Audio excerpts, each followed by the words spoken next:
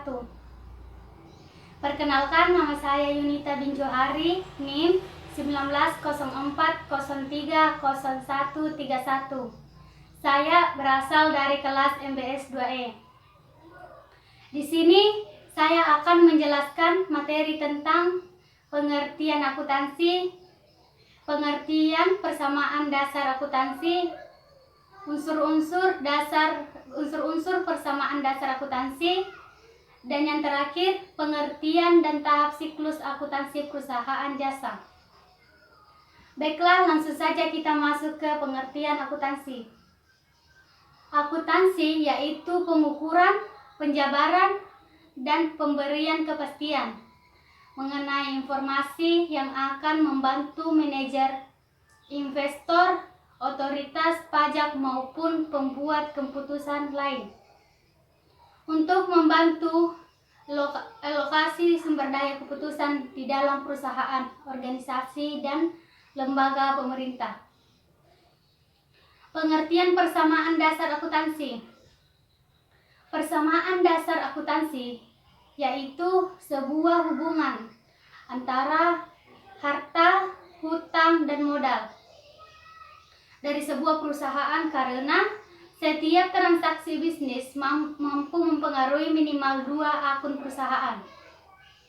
Persamaan akuntansi akan selalu dalam keseimbangan, yang berarti sisi kiri harus selalu sama dengan sisi kanan. Yang artinya setiap terjadi transaksi harus dicatat seimbang dalam sebuah aspek, yaitu sisi kiri dan sisi kanan.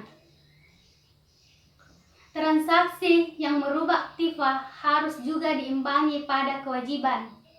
Jadi, persamaan dasar akuntansi adalah keseimbangan antara sisi kiri atau aktiva dengan sisi kanan, yaitu pasifa. Perubahan yang timbul akibat kejadian transaksi keuangan, maka biar keseimbangannya akan selalu dipertahankan. Unsur-unsur persamaan dasar akuntansi.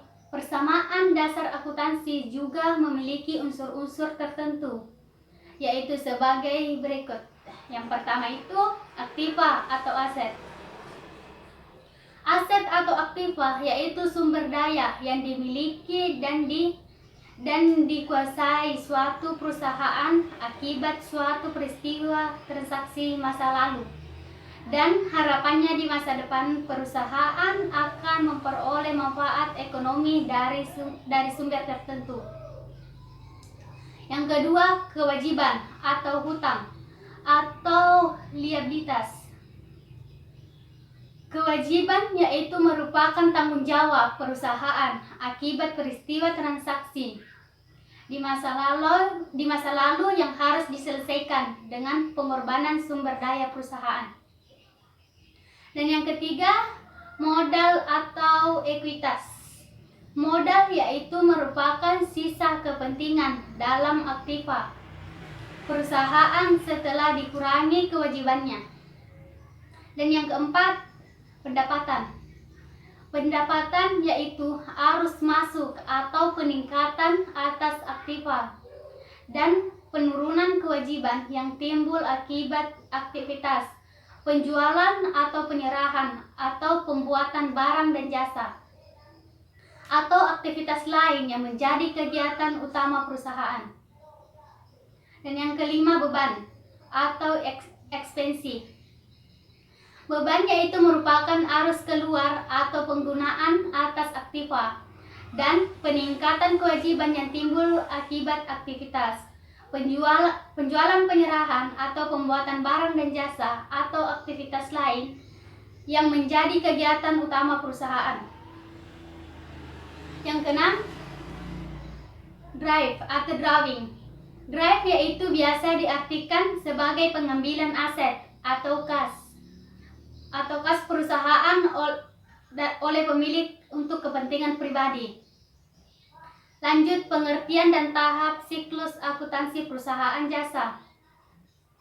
Pengertian dan tahap siklus perusahaan jasa. Perusahaan jasa adalah suatu perusahaan yang menjual atau menyediakan jasa untuk memenuhi kebutuhan konsumen. Dengan kata lain, perusahaan jasa menjual barang yang tidak berwujud. Untuk membuat laporan keuangan, khususnya perusahaan jasa, terdapat 8 langkah, yaitu dikenal dengan siklus akuntansi. Kedelapan langkah tersebut antara lain, yang pertama itu melakukan analisis transaksi keuangan dan mencatatnya ke jurnal umum dan jurnal khusus. Dan yang kedua, memindahkan atau memosting transaksi tersebut ke buku besar. Yang ketiga, menyiapkan neraca saldo sebelum diselesaikan. Yang keempat, menyiapkan dan menganalisis data penyesuaian. Yang kelima, menyiapkan kertas kerja atau neraca lajur akhir periode. Yang keenam, membuat ayat jurnal penyesuaian dan posting ke buku besar. Yang ketujuh, menyiapkan neraca saldo setelah penyesuaian. Dan yang kedelapan, menyiapkan laporan keuangan. Yang kesembilan, membuat ayat jurnal penutup dan posting ke buku besar. Dan yang kesepuluh, menyiapkan neraca saldo setelah penutupan.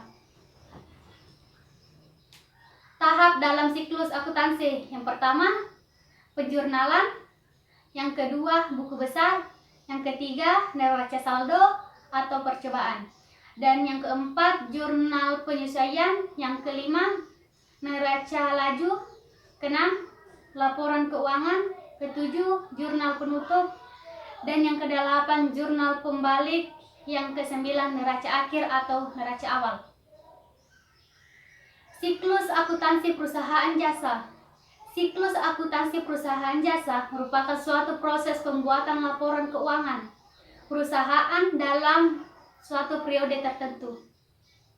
Pada umumnya, siklus akuntansi berawal dari transaksi hingga pada pembuatan laporan keuangan perusahaan yang kemudian dianjurkan dengan adanya saldo yang ditutup dengan closing entry atau jurnal penutup, atau sampai pada jurnal pembalik.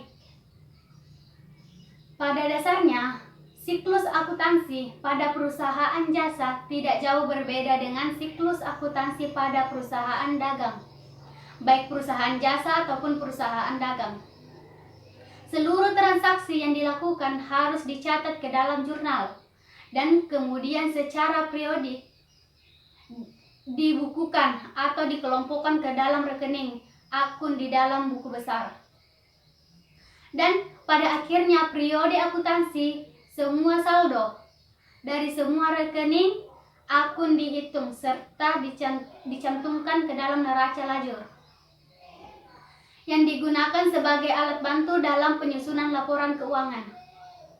Jurnal penyesuaian dan jurnal penutup juga dilakukan dalam perusahaan jasa. Begitupun dengan perbuatan neraca saldo setelah tutup buku perlu dilakukan sebagai tahap terakhir dalam siklus akuntansi. Pengumpulan bukti transaksi.